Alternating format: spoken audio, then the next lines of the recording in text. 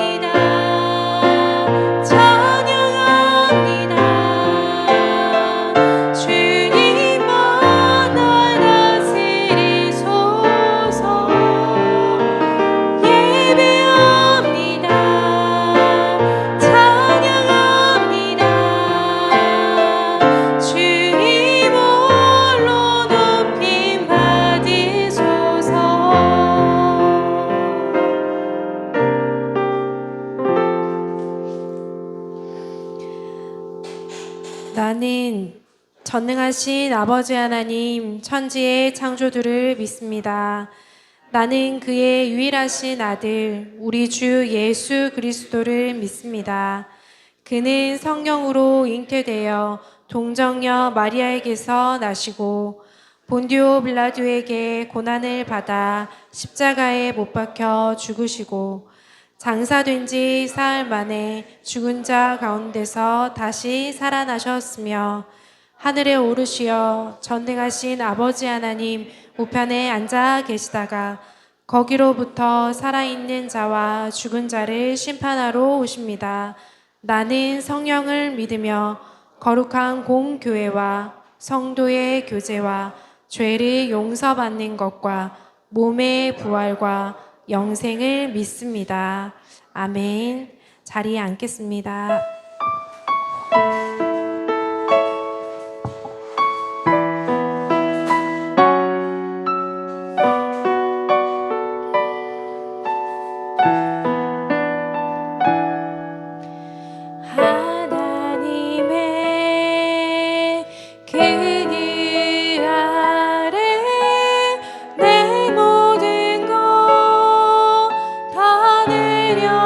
내려놓고 나 잠자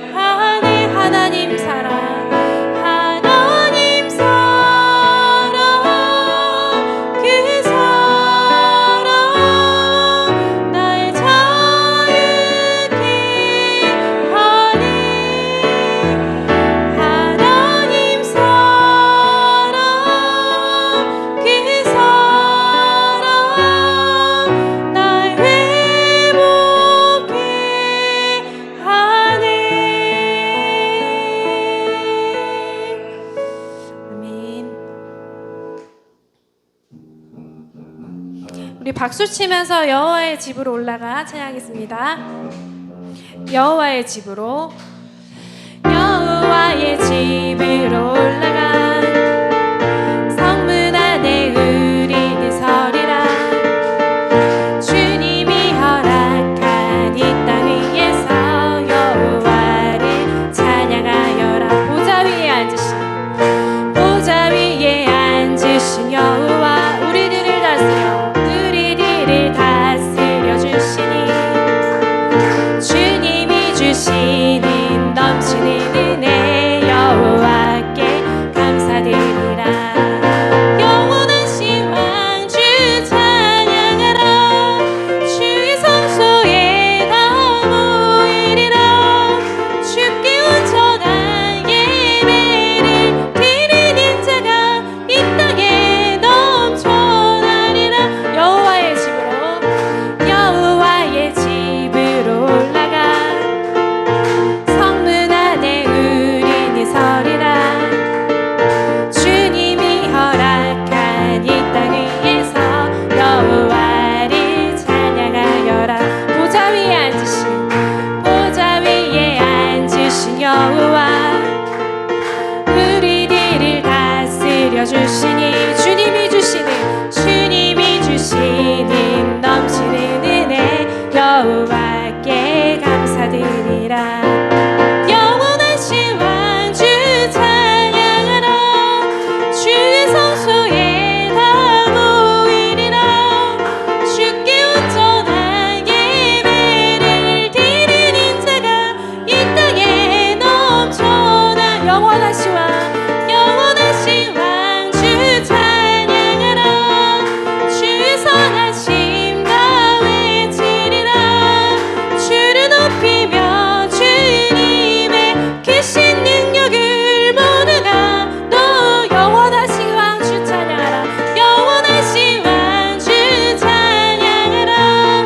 주의 성소에 다 모이리라. 주께 온전한 예배를 드리는 자가 이 땅에 넘쳐. 날 마지막으로 영원하신 왕주 찬양하라. 주의 선하심 다 외치리라. 주를 높이며 주님의 크신 능력을 모두가 노래하리라. 할렐루야. 아멘.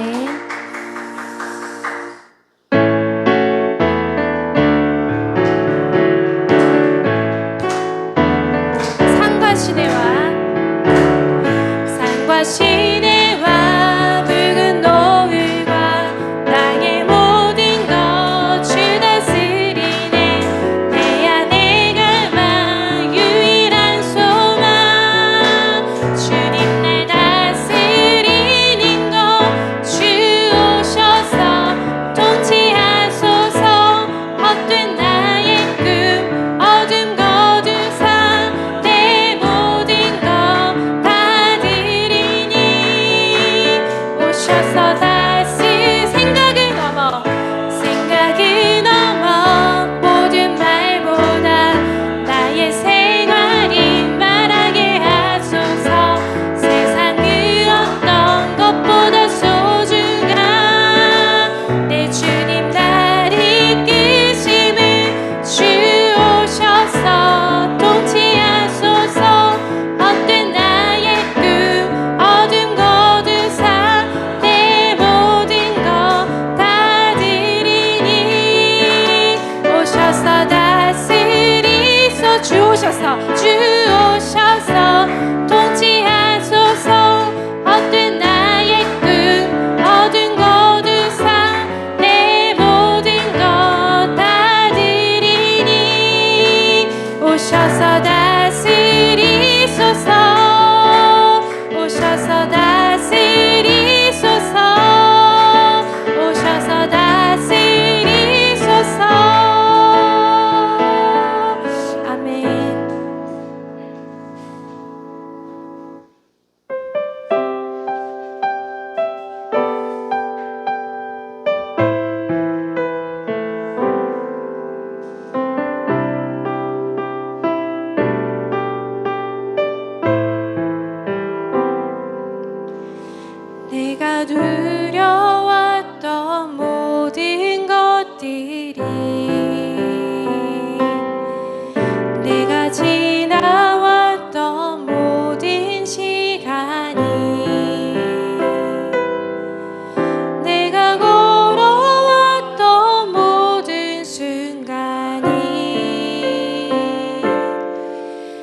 당연한 것 아니라 은혜였소.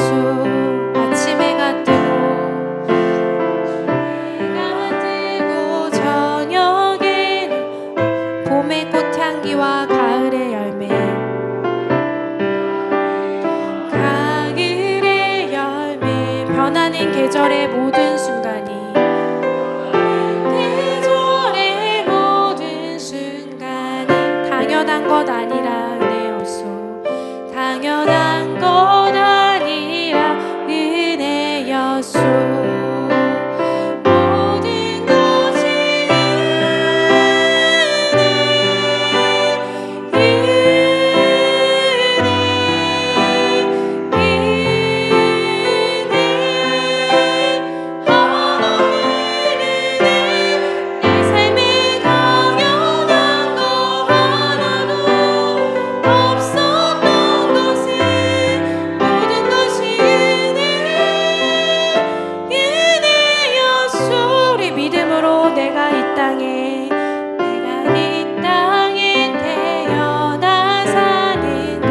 어린아이 시절과 지금까지, 아이 시절과 지금까지 숨을 쉬며 살며 꿈을 꾸는 삶, 쉬며 살며 꿈을 꾸는 삶. 당연한 것 아니라 은혜였소. 당연한 것 아니라 은혜였소. 내가 하나님의 자녀로 살며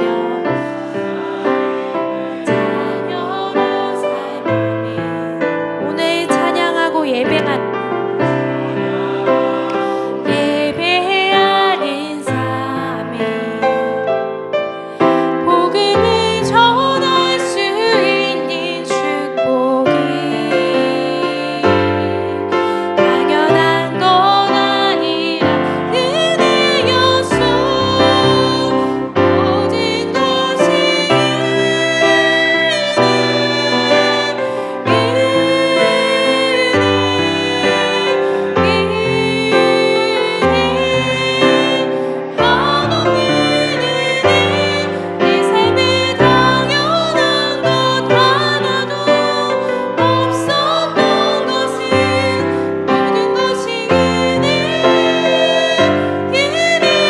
모든 것이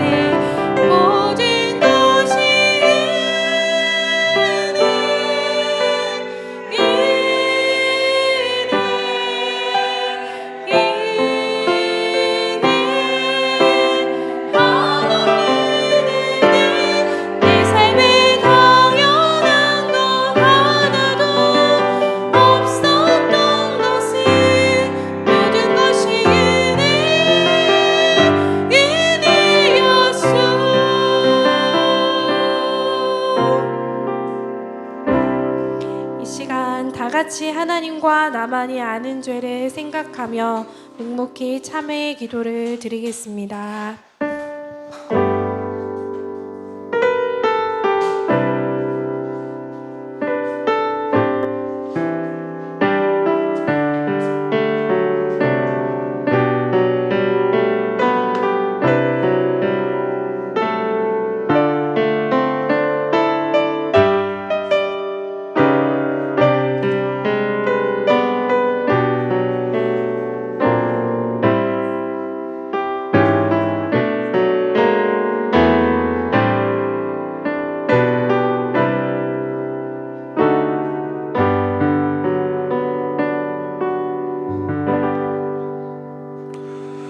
우리는 그리스도 안에서 그의 은혜의 풍성함을 따라 그의 피로 말미암아 속량 곧 죄 사함을 받았느니라. 아멘.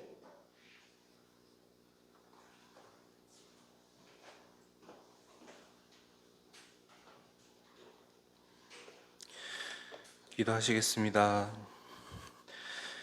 사랑하는 주님, 언제나 어디에서나 우리의 필요와 마음과 삶을 채워주시고 함께 하시는 주님, 그리고 늘 주님을 알아가도록 하시는 주님 참 감사드립니다.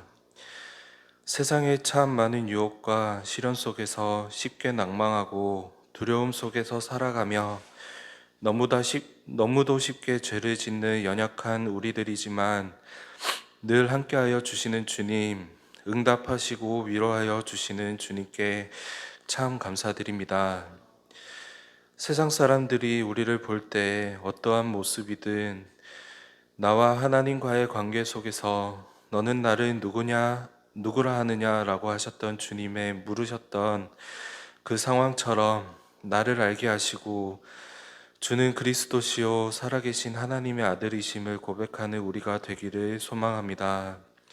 세상의 시련들을 이겨내는 힘을 주시고 하나님의 섭리 안에서 하나님의 인도하심을 따라 하나님의 뜻 안에서 형통하고 평안하도록 주님 인도하여 주세요. 주님, 오늘도 복음을 전하러 나갑니다.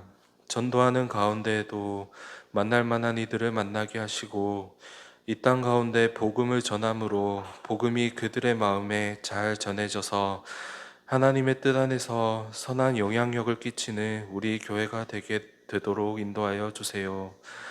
함께 하나님께 예배드리며 함께 찬양하고 삶을 나누고 부흥케 하여 주세요. 주님, 오늘도 주님께 예배드리기 위해 이 자리에 모였습니다.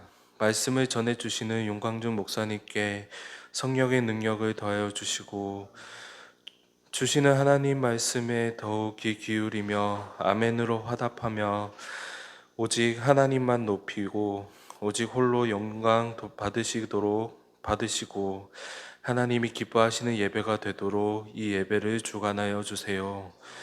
주실 은혜를 기대합니다. 받은 은혜로 우리의 삶에서 주님과 동행하기를 소망합니다. 주님께 온전히 예배 드리기를 소망합니다. 항상 우리와 함께 하시고 살아계신 우리 주 예수님의 이름으로 기도드립니다. 아멘.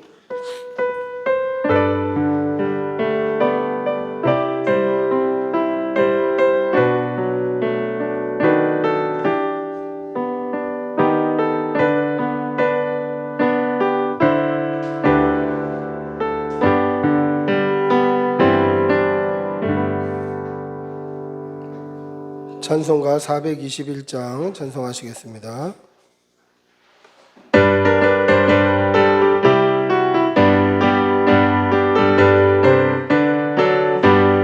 내가 예수 믿고서 죄사함 받아 나의 모든 것 다 변했네. 지금 내가 가는 길 천국 길이요 주의 피로 내 죄가 씻겼네.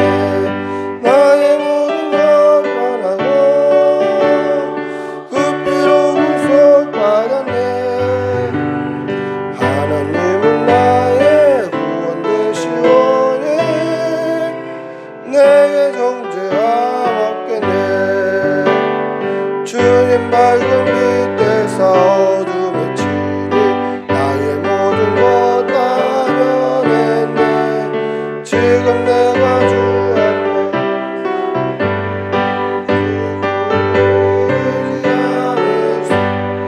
나의 모든 것 변하고 그 피로 구속받았네. 하나님은 나의 구원 되시오니 내게 정죄함 없겠네. 내게 성령 임하고 이끄신 사랑 나의 맘에 가득 채우며 모든 공포 내게서 물리치시니 내 맘 항상 주 안에 있겠네. 나의 모든 것 변하고 그 피로 구속받았네. 하나님은 나의 구원 되시오니 내게 정죄함 없겠네. 사랑의 아버지 하나님, 오늘도 좋은 날 주셔서 감사합니다. 좋은 날 주시고 이렇게 함께 예배할 수 있는 처소 주신 은혜에 감사합니다. 우리의 지난 삶을 돌아보면 하나님의 은혜뿐이었고 감사의 제목뿐이었음을 고백합니다.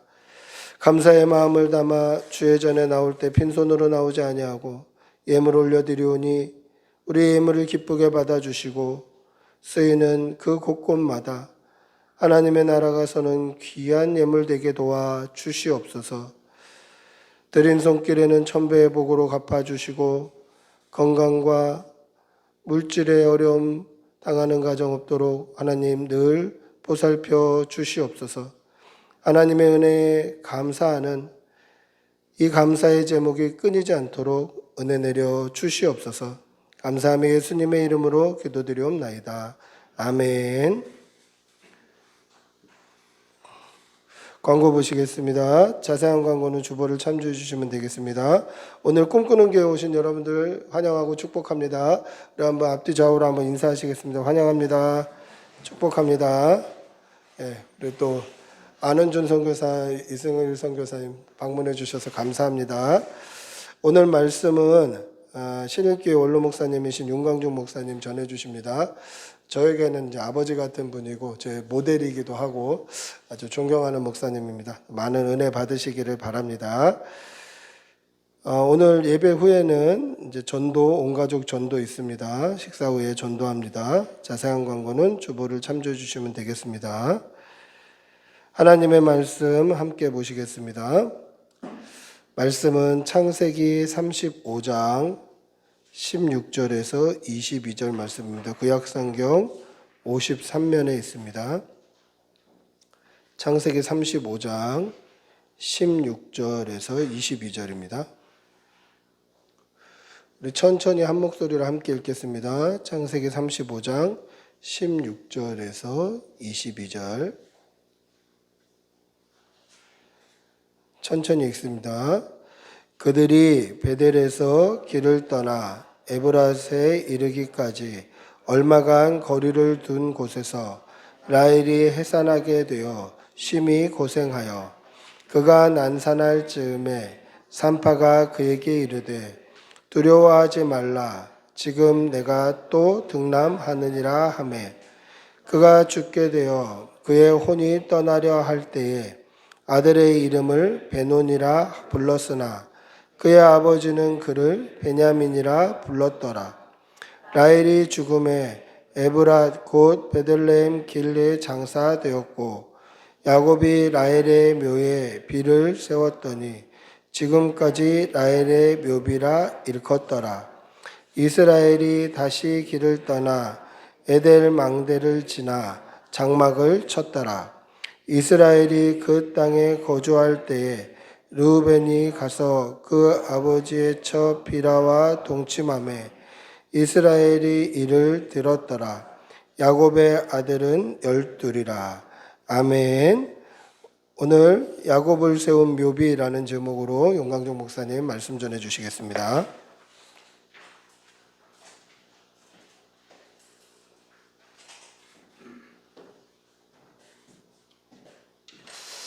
할렐루야.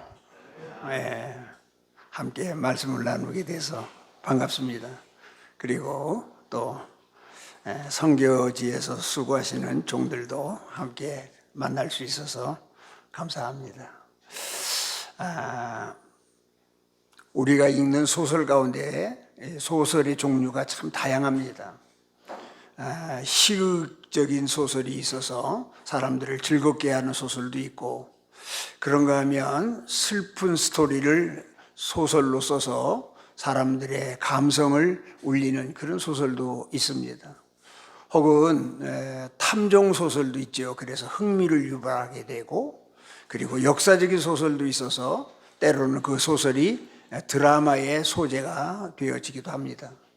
이렇게 우리가 읽는 소설을 다양한데 그 중에 슬픈 주제를 스토리로 해서 세계적인 작품을 많이 쓴 작가가 있습니다. 그분이 셰익스피어라고 하는 분입니다. 사람들이 묻습니다. 당신은 많은 소재 가운데에 유독 슬픈 스토리를 다뤄서 작품을 쓰는 이유가 뭐냐? 그때 셰익스피어가 이렇게 말합니다. 슬픈 주제의 소설을 통하여서 인간이 추구하는 행복이 무엇인가를 깨우쳐주기 위해서다라고 대답을 합니다. 우리가 읽는 이 성경 속에도 여러 가지 이야기들이 등장합니다.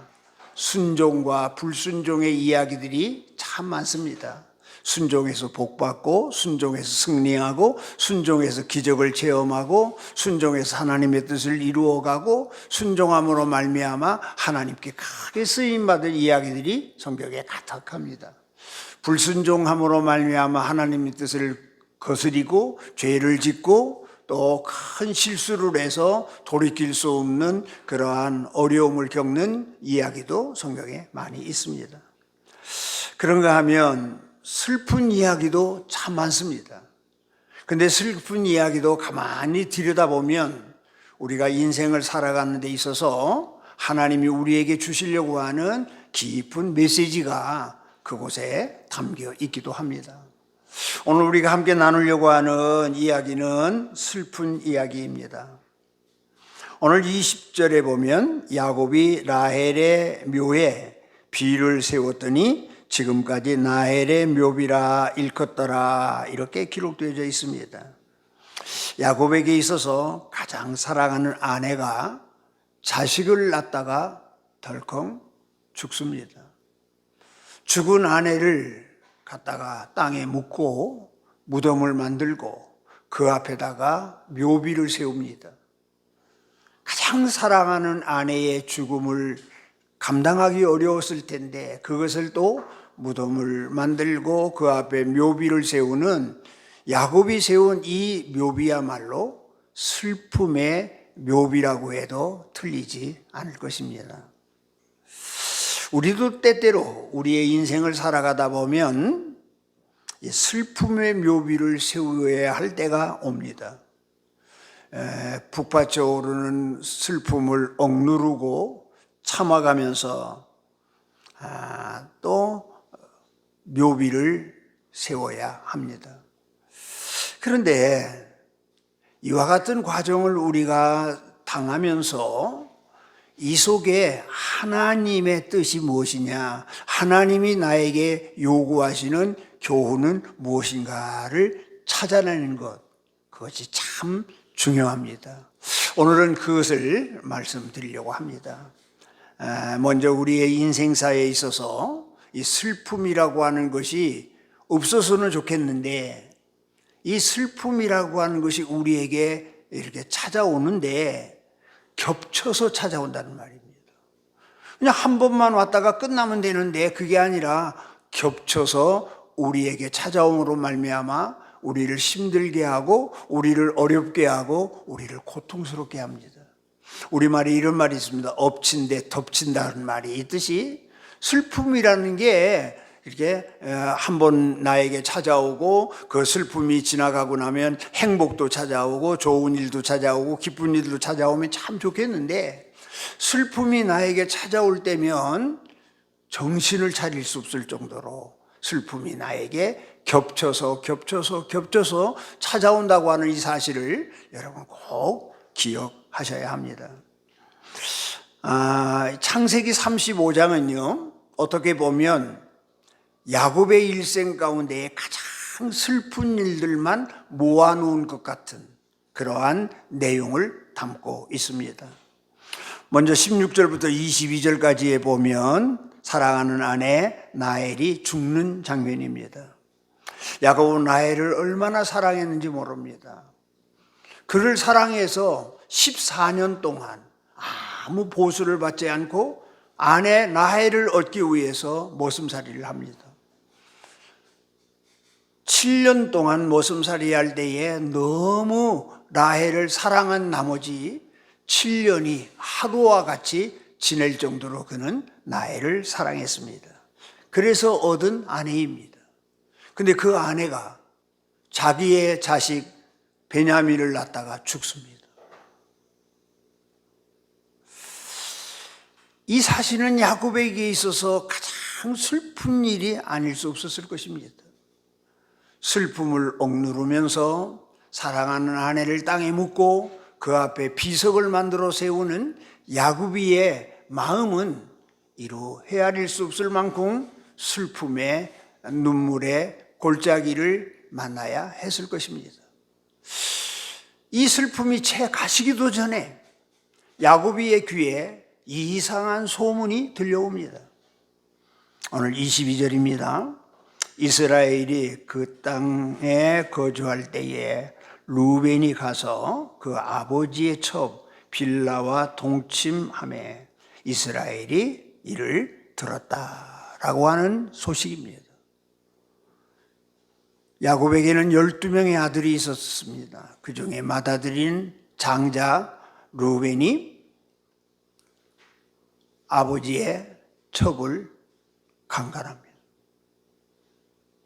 이 소식을 접했을 때 참으로 야곱의 마음은 황당하기 그지없었을 것이고, 아버지의 권위를 하루아침에 무너뜨리는 아들의 이 불효막심한 소식을 들으면서 그는 참으로 슬픔을 삼켜야 했을 것입니다. 그리고 연이어서 오늘 29절에 보면 이삭이 나이 많고 늙어 기운이 다함에 죽어 자기 열조에게로 돌아가니 그의 아들 에서와 야곱이 그를 장사하였더라 라고 하는 말이 나옵니다. 연이어서 사랑하는 아버지가 돌아가십니다. 그렇게 의지했고 그렇게 좋아했고 그렇게 닮고 싶었던 아버지가 죽습니다. 사랑하는 아내가 죽고 참으로 창피할 만큼 어디다 내놓고 드러내놓고 얘기하지 못할 만큼 아들이 죄를 짓고, 그리고 사랑하는 아버지가 이 세상을 떠납니다. 야곱에게 있어서는 참으로 어려운 일이 반복해서, 슬픈 일이 거듭해서, 고통스러운 일이 떠나지 아니하고 그에게 덮쳐옵니다.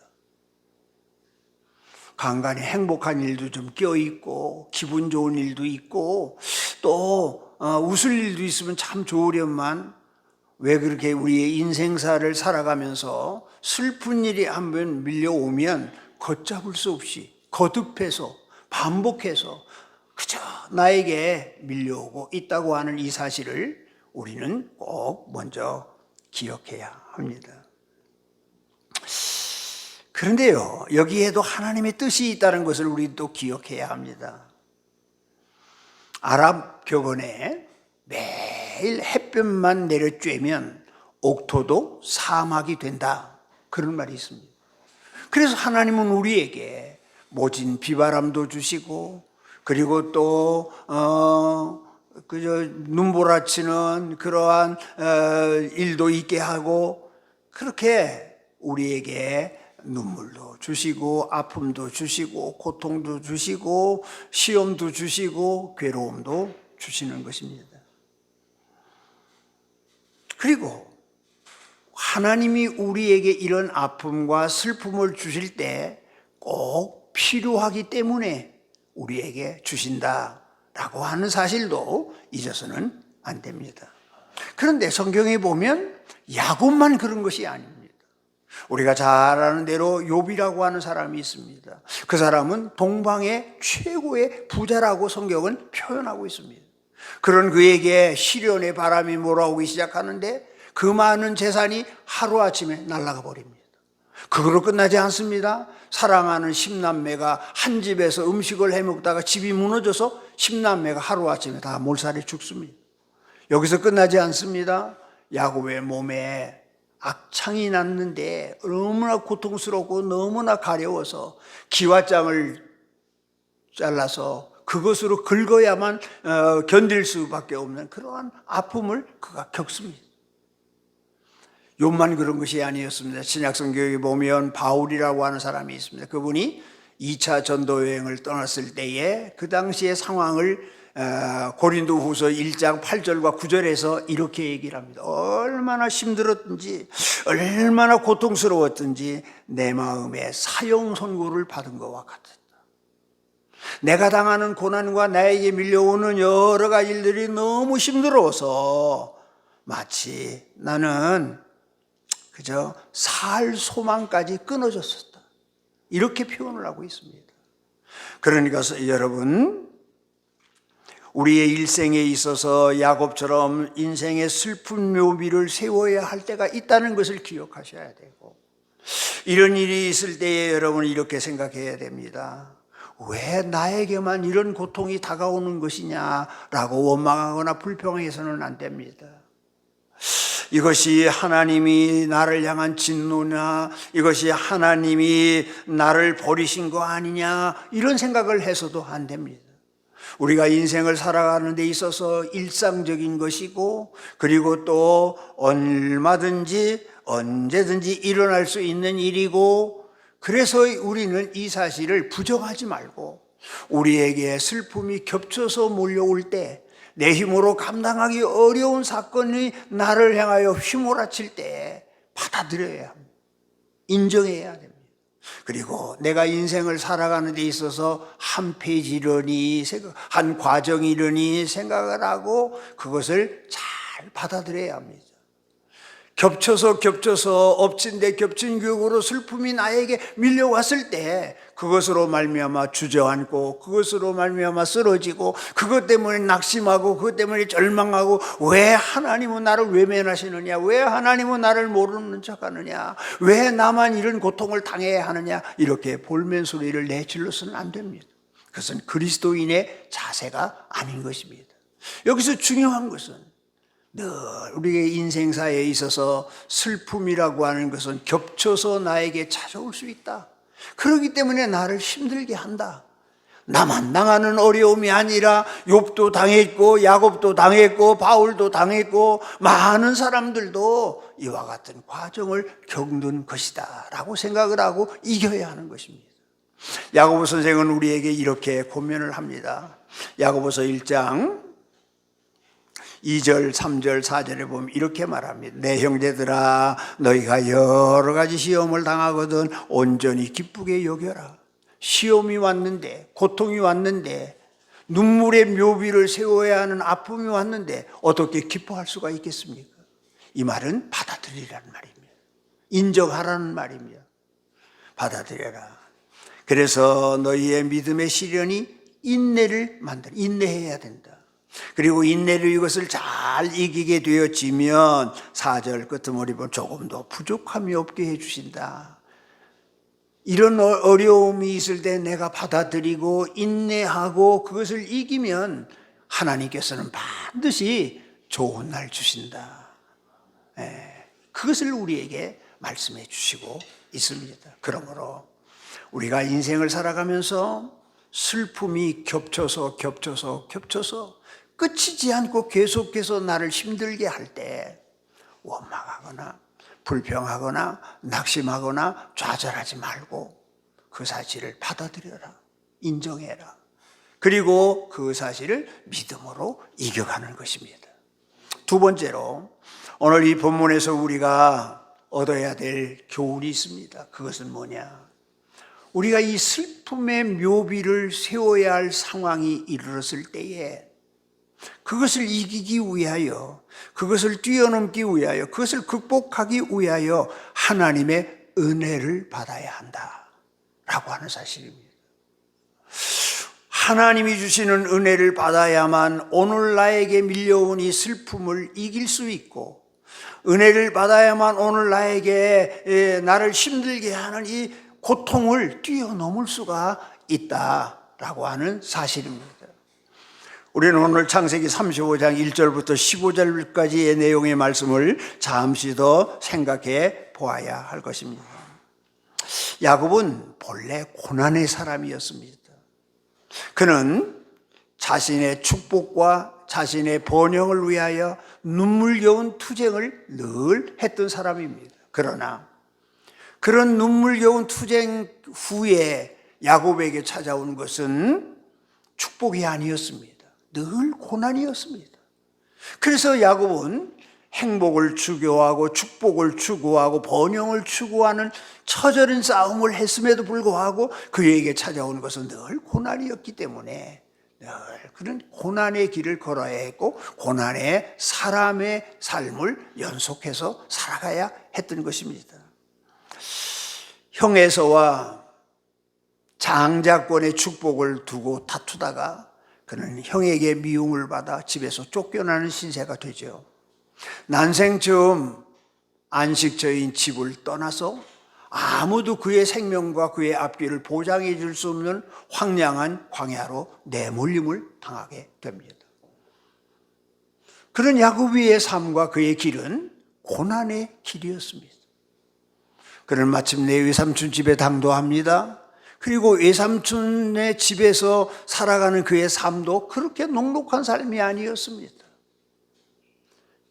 처가살이 하면서 말할 수 없는 고통과 아픔을 경험하면서 외삼촌 집에서 지냅니다. 그러기를 20년 지나고 그는 모아놓은 재산과 아내와 자녀들을 이끌고 외삼촌 집을 나옵니다. 외삼촌 집을 나왔을 때에 그를 기다리고 있는 것은 따뜻한 고향의 품이 아니었습니다. 그를 기다리고 있는 것은 형 에서가 20년 동안 원한의 칼을 가슴에 안고 자기의 생명을 죽이기 위하여 군사를 이끌고 지금 오고 있다는 소식을 접하게 되었습니다. 물론 하나님이 지켜주셨습니다. 하나님이 축복해 주셨습니다. 하나님이 그 어려움을 이기게 해 주셨습니다. 참으로 야곱의 길을 보면 늘 고난의 길이었고 늘 고통의 길이었고 늘 아픔의 길이었고 늘 엄청난 시련을 당해야 하는 길을 그는 걸어가야 했습니다. 그럴 때마다 하나님이 지켜주셨고 그럴 때마다 하나님이 함께해 주셨고 그럴 때마다 하나님께서 그의 생명을 붙들어 주셨습니다. 하나님이 보호해 주셨고 하나님이 지켜주셨습니다. 그의 생명, 그의 가족, 그의 물질, 그의 재산, 그의 모든 것 하나님이 다 지켜주셨습니다. 그런데 여러분, 기적적으로 약복강을 건너고 형 에사와 목을 끌어안고 화해를 하고 이제 그는 또다시 자기의 고향을 향하여 출발하는 그의 삶 속에 뜻하지 않은 어려움이 또 찾아왔습니다. 그것이 무엇입니까? 그들이 세겜 땅에 당도했을 때 세겜의 아들이 하나밖에 없는 야곱의 딸 디나를 강간하게 되었던 것이죠. 이 아픔이 그의 가정에 찾아왔을 때 디나의 오빠들 야곱의 아들들 가운데 시므온과 레위가 이렇게 제안을 합니다. 우리는 이스라엘 사람들은 남자는 할례를 받는데 너희들도 할례를 받아라. 세겜 사람 남자는 할례. 그러면 내 동생 디나를 너희들에게 주겠다. 그 말만 믿고 세겜성에 있는 남자들이 할례를 받습니다. 3일째 되는 날에 이 레위와 시므온이 급습을 해서 세겜성 남자들을 다 죽입니다. 이제 큰일 났습니다. 세겜 친척들 그리고 이웃들 그 족속들이 마음을 합해서 야곱을 쳐들어오면 야곱의 가정은 몰살할 수밖에 없습니다. 큰 위기를 겪습니다. 이럴 수도 없고 저럴 수도 없고 하는 황당한 그러한 상황에 내몰렸을 때 하나님이 나타나셨습니다. 그리고 하나님이 이렇게 말씀합니다. 황당해하고 당황해하고 한 치 앞도 내다볼 수 없고 어떻게 해야 될지 불안해하고 있는 야곱에게 하나님이 나타나서 야곱아 일어나 베델로 가라 라고 말씀하시는 겁니다. 절망에 빠져 있는 야곱에게 한 치 앞도 내다볼 수 없는 상황 속에 내몰린 야곱에게 불안하고 공포의 늪에서 해결할 수 없는 상황 속에 처해 있는 야곱에게 하나님께서 일어나 베델로 올라가라 라고 말씀합니다. 실패의 자리, 또 넘어진 자리, 또 말할 수 없는 그러한 슬픔과 아픔이 짓눌려 오는 그런 자리에서 머물러 있지 말고 베델로 올라가라. 하나님이 그렇게 말씀하시는 것입니다. 오늘 야곱에게 말씀하셨던 하나님은 저와 여러분에게도 똑같이 말씀하십니다. 사랑하는 자들아, 일어나 베델로 올라가라. 지금 너희들이 서 있는 자리가 어떤 자리냐? 나태한 자리냐? 절망의 자리냐, 실패한 자리냐, 잠자는 자리냐, 병든 자리냐, 신앙이 죽어있는 자리냐, 거기에 머물러 있지 말고 일어나서 베델로 올라가거라 말씀합니다. 베델은 어떤 곳입니까?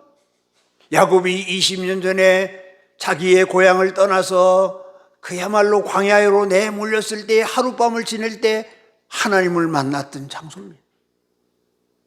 하나님을 만났고 하나님의 음성을 들었고 하나님의 약속의 말씀을 움켜쥐고 그는 어려울 때마다, 힘들 때마다, 고통스러울 때마다 하나님이 주신 말씀을 붙들고 살아갈 수 있었던 그곳, 그것이 베델이었습니다. 20년 전에 아버지 집을 떠나서 외삼촌 집으로 망명을 떠나는 그 길에 나타났던 하나님, 그 길에 야곱에게 음성을 주셨던 하나님, 그것이 창세기 28장 15절의 말씀입니다. 우리가 잘 아는 대로 내가 너와 함께 있어 내가 어디로 가든지 너를 지키며 너를 이끌어 이 땅으로 돌아오게 할지라. 내가 내게 허락한 것을 다 이루기까지 너를 떠나지 아니하리라. 앞이 안 보입니다. 아무도 그를 책임져 줄 사람이 없습니다. 혼자 내몰려 있고 혼자 내동격이 친 광야길에서 하나님이 나타나셔서 내가 너와 함께한다. 어디로 가든지 내가 너를 지킨다. 내가 지금 서러움으로 고향을 떠나지만 반드시 너는 다시 고향으로 돌아오게 해 주실 것이다. 이 약속이 이루어질 때까지 나는 너를 떠나지 않고 버리지 않을 것이다. 하나님이 야곱에게 주셨던 말씀입니다. 이 말씀을 다시 상기시켜 주시는 겁니다. 20년 전에 베델에서 내가 너에게 말씀해 줬고 너에게 약속해 준 그거 기억해라. 그리고 내가 지금 다시 이 자리에서 살 수 있는 길은 베델로 올라가는 길이다. 그곳에 다시 제단을 쌓는 길이다 라고 말씀을 합니다. 이것을 오늘 우리식으로 바꾼다고 하면 우리가 지금 어떤 자리든지 이 자리에서 일어나서 성령 하나님이 베델로 올라가라고 말씀하시면서 제단을 쌓으라고 하시는 말씀은 하나님과 나와의 관계를 회복해야 된다. 그리고 하나님과 나 사이에 무너진 예배를, 실패한 예배를 다시 일으켜 세워야 된다. 그래야 거기에 살 길이고 거기에 슬픔을 이길 수 있는, 오늘의 이 아픔을 뛰어넘을 수 있는 은혜가 있다라고 하나님께서 말씀하십니다. 이 말씀을 들은 야곱은 오늘 본문 3절에 보면 이렇게 고백을 합니다. 우리가 일어나 베델로 올라가자. 내 환난 날에 내게 응답하시며 내가 가는 길에서 나와 함께 하신 하나님께 내가 거기서 제단을 쌓으려 하노라 라고 고백하면서 야곱은 자녀들과 함께 하나님이 올라가라고 하는 베델로 올라갑니다. 여러분, 나의 상황이 아무리 어렵고 힘들어도 하나님이 함께 하시면 됩니다. 하나님하게. 내가 당하고 있는 슬픔이 2중, 3중, 4중, 5중으로 겹쳐서 정말 살아가기 힘든 상황 속에 내몰려도 하나님이 나와 함께하면 됩니다. 하나님이 함께하면 되는 겁니다. 내가 너와 함께한다. 내가 너를 버리지 않는다. 내가 너를 지켜준다. 어디로 가든지 내가 너를 이끌어 내 뜻이 이루어지도록 해 주실 것이다. 하나님 말씀하시거든요. 우리가 그 말씀을 붙들고 하나님이 나와 함께 하심을 바라보는 우리가 되어야 될 줄로 믿습니다. 어렵습니다. 그러나 야곱은 베델로 올라가서 하나님의 약속을 붙들고 하나님께서 주시는 은혜를 받고 그곳에서 은혜의 그릇이 준비되어지는 것입니다. 은혜의 그릇이 준비되어집니다. 여러분, 베델은 참 놀라운 곳입니다. 특별한 은혜를 하나님께서 야곱에게 쏟아부어 주신 곳입니다. 하나님이 만나 주셨고, 하나님이 음성을 주셨고, 생육하고 번성하라고 축복하셨고, 감당할 수 없는 은혜를 야곱에게 부어주신 곳이 베델입니다. 그것이 그뿐입니까? 하나님께서 야곱에게 말합니다. 야곱아, 내 이름이 야곱이 아니지 않느냐? 내 이름이 이스라엘이지 않느냐? 라고 말씀하십니다. 그리고 거기에서 하나님의 은혜를 받고 하나님의 은혜의 그릇이 준비되어지고, 그리고 이제 하나님의 은혜의 그릇을 더 넓게, 더 깊게, 더 크게 준비한 야곱에게 이제부터 하나님은 야곱이라고 부르지 아니하고 이스라엘이라고 부르고 계신 것입니다. 그리고 그 사건이 있은 연후에 어떠한 슬픔의 묘비를 세우는 일이 야곱에게 닥친다고 할지라도 능히 그 슬픔을 뛰어넘는, 능히 그 슬픔을 이기는 그러한 승리의 사람으로 걸어가고 있더라는 것입니다. 야곱이 하나님의 은혜를 기억하지 못하고 하나님이 함께 해주셔야만 된다라고 하는 이 평범한 사실을 잊어버리고 자신의 의지대로, 자신의 소견대로 애쓰며 수고하며 노력하며 도전하며 살아갈 때 그의 인생은 다 힘든 인생이었습니다. 험악한 세월을 걸어가는 인생이었습니다.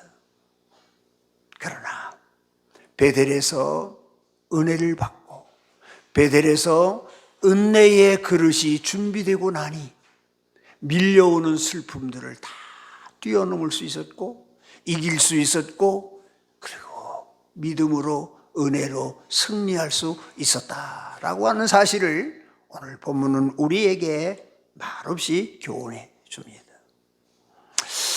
베델에서 하나님의 은혜를 체험하고 베델에서 하나님 앞에서 은혜의 그릇이 준비된 야곱처럼, 사랑하는 성도 여러분, 우리가 은혜의 그릇만 준비하고 있으면, 나에게 은혜의 그릇만 준비되어 있으면 내 앞에 밀려오는 어떤 슬픔도, 나의 앞에 밀려오는 어떤 역경도, 나를 향하여 밀려오는 어떠한 어려움도 능히 이길 수 있는 줄로 믿습니다.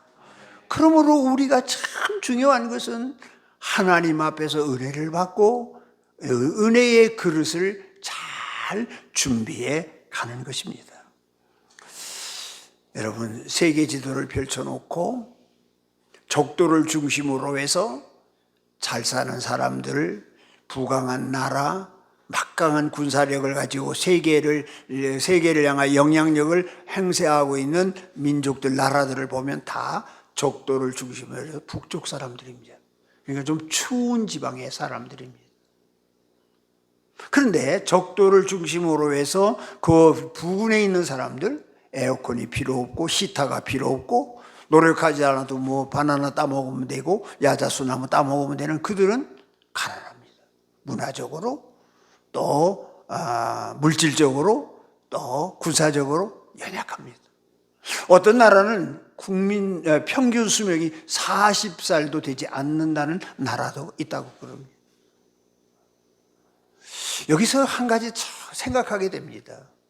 좋은 조건이, 훌륭한 환경이 결코 행복과 평안함을 가져다 주는 것만은 아니구나 라고 하는 사실을 우리에게 말없이 던져줍니다.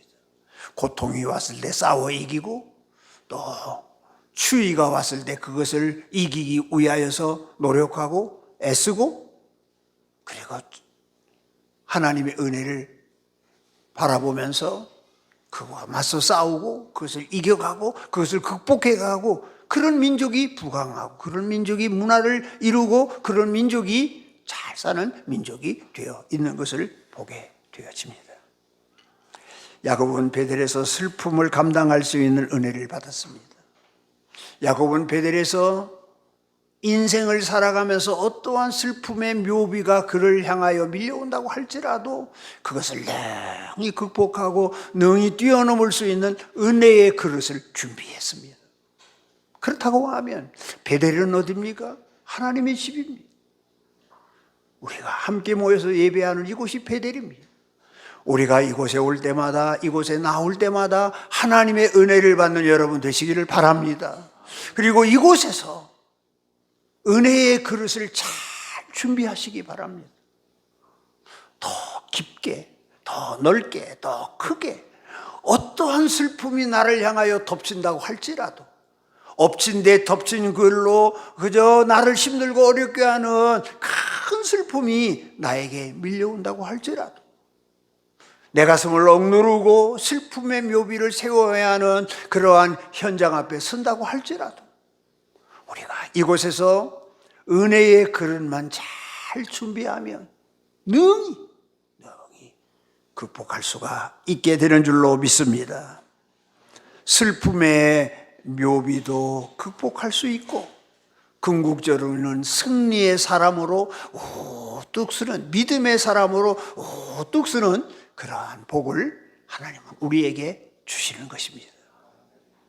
오늘 이 내용 속에서 야곱이 아내의 죽음 앞에서 슬픔의 묘비를 세우고 있는 이 현장을 바라보면서 슬픔이라고 하는 것은 누구에게나 올 수 있고 슬픔이라고 하는 것은 겹쳐서 오기도 하고 그것이 나에게 닥쳐왔을 때 원망하거나 불평하지 말고 그것을 받아들여라.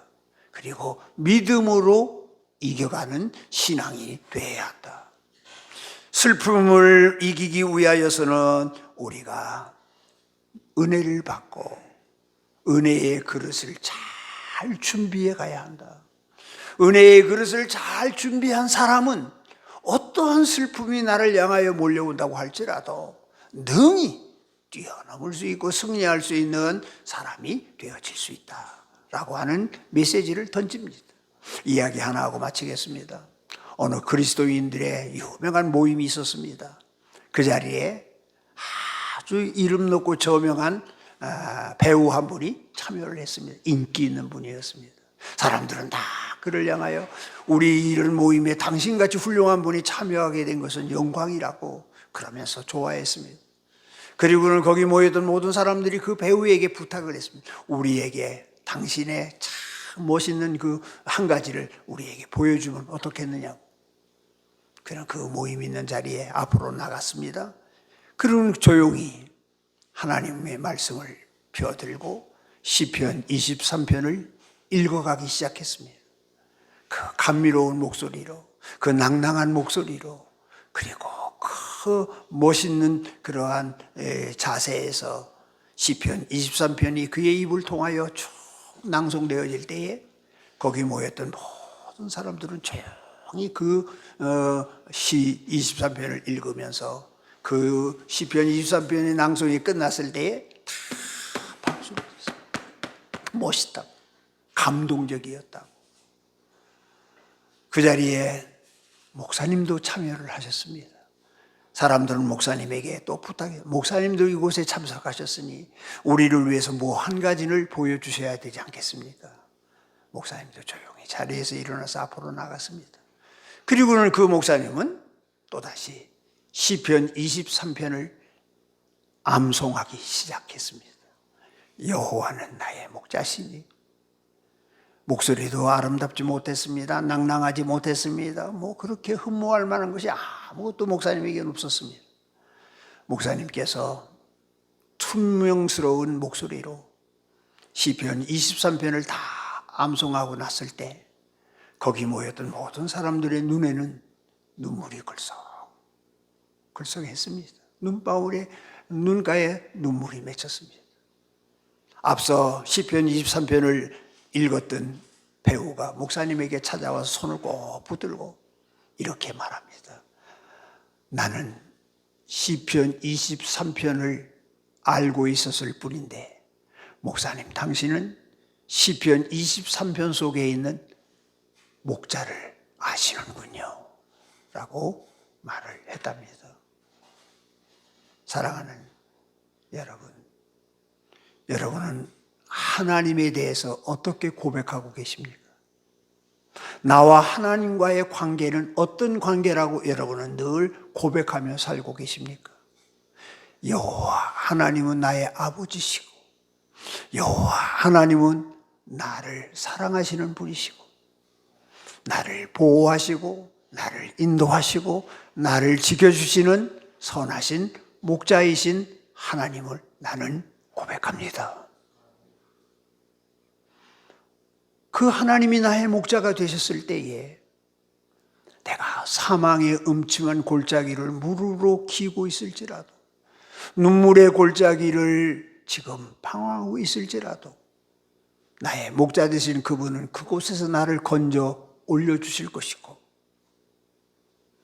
내가 슬픔의 묘비를 세우면서 슬픔을 억누르고 있는 상황 속에 놓여 있다고 할지라도 나의 목자 되시는 그분은 슬픔을 기쁨으로 바꾸어 주실 것이고 아픔을 승리로 바꾸어 주실 좋으신 나의 목자 하나님 아버지이신 줄로 믿습니다. 여러분, 내가 슬픔의 묘비를 세워야 하는 상황 속에 있을 때 미리 준비한 은혜의 그릇을 통하여 그것을 극복하고 승리하는 사람으로 여러분 서서 하나님께 영광 돌리는 그런 여러분들 되시기를 주의 이름으로 축복합니다. 아버지 하나님, 우리가 살아가는 이 세상에서 슬픔을 당하지 않을 수는 없겠으나 슬픔이 겹쳐서 나에게 몰려올 때에 나를 넘어지게 하고 쓰러지게 할 수 있는 상황 속에 있을지라도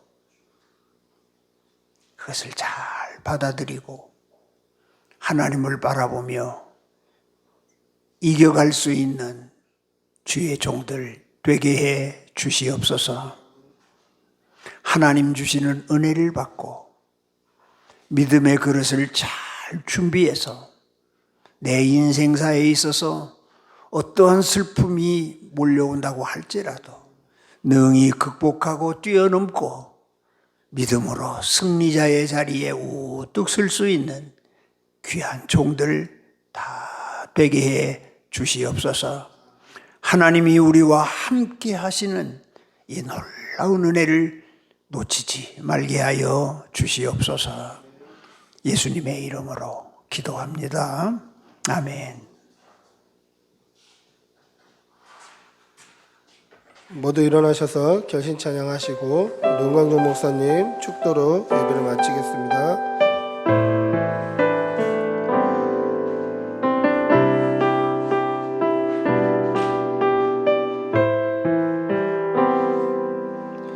내가 누려왔던 모든 것들이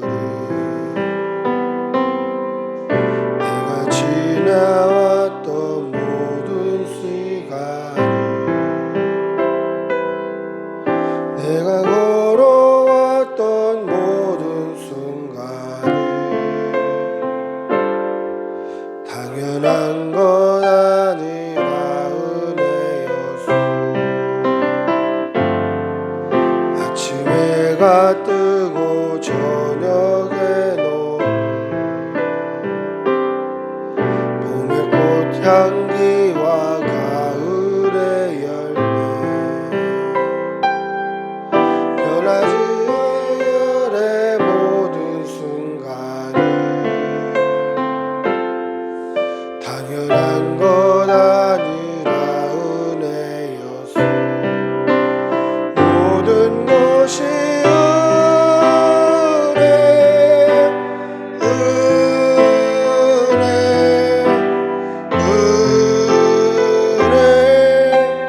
한없는 은혜. 내 생에 당연한 건 하나도 없었던 것을 모든 것이 은혜였소.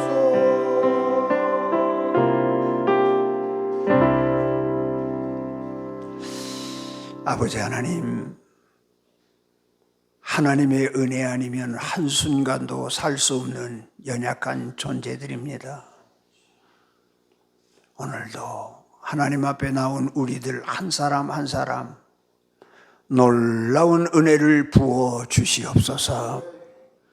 주님 앞에 나올 때마다 주님 만나게 하시고 주의 음성 듣게 하시고 은혜의 그릇이 잘 준비되어지게 하여 주시옵소서. 어떠한 역경도 어떠한 눈물겨운 일도 나에게 닥칠지라도 하나님 주시는 은혜로 뛰어넘게 하시고 이기게 하시고 믿음의 사람으로 승리의 사람으로 우뚝 서는 귀한 종들 되게 해 주시옵소서. 우리 꿈꾸는 교회를 세우게 하신 하나님, 이영범 목사님을 강하게 붙들어 주시고 이 교회 위에 하나님의 영혼들을 붙여 주셔서 날로 날로 부흥하는 역사가 있게 하여 주시고 하나님의 뜻을 아름답게 이루어 드리고 하나님을 기쁘시게 하는 교회 되게 해 주시옵소서. 이곳에서 함께 신앙생활하는 종들 하나님께서 새 힘 주셔서 교회를 통하여 하나님의 뜻을 아름답게 세워갈 수 있는 일에 신실한 도구로 쓰여지게 하여 주시옵소서.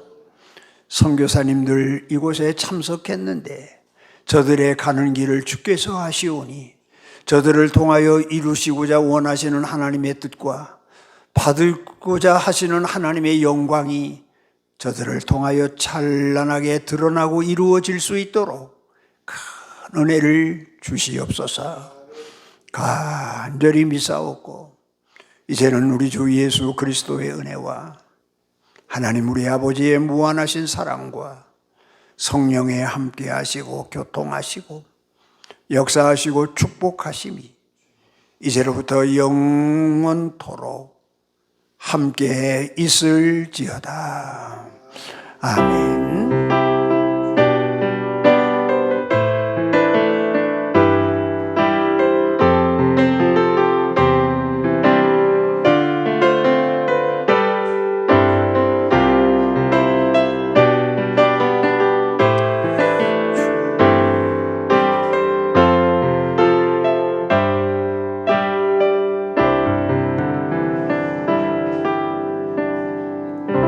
예배를 마쳤습니다.